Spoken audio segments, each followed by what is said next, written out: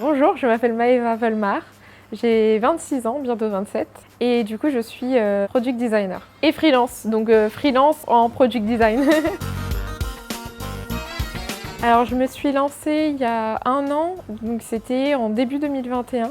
Depuis toujours, en fait, j'aime beaucoup être autonome, gérer mon environnement, gérer avec qui je travaille, etc. Et aussi en alternant des moments de pause, ça doit être valorisé pour moi, d'avoir des moments de pause où on fait une introspection sur le travail qu'on est en train de faire.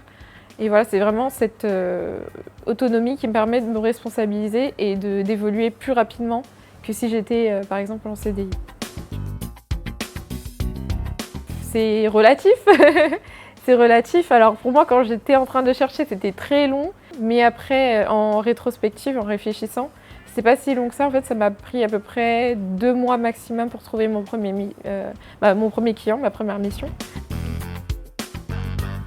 Je réseaute beaucoup. Donc ça vient des plateformes professionnelles.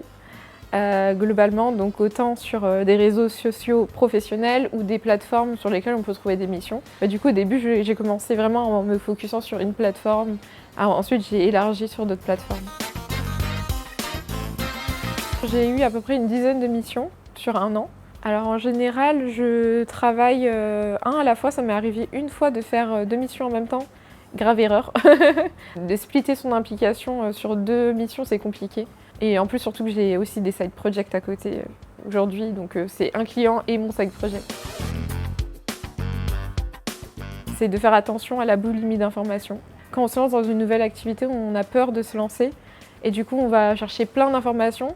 C'est bien au début pour avoir une base, mais à un moment, on peut être paralysé par trop d'informations.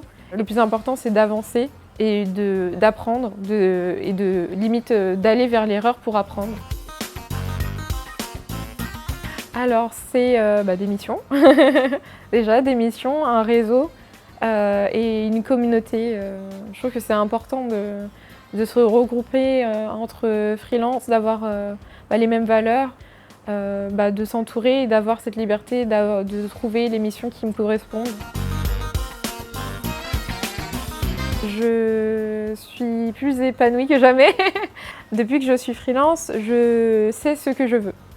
Voilà, c'est tout simplement ça, parce que je parlais du fait d'avoir du temps, de faire des introspections. Voilà, je me connais mieux grâce à ça, grâce à ces moments de pause où je me suis posé des questions. Globalement, les missions sont bien passées, mais j'avais toujours des choses à améliorer. Donc, je sais ce que je veux et ça me permet de définir des critères pour m'épanouir au final.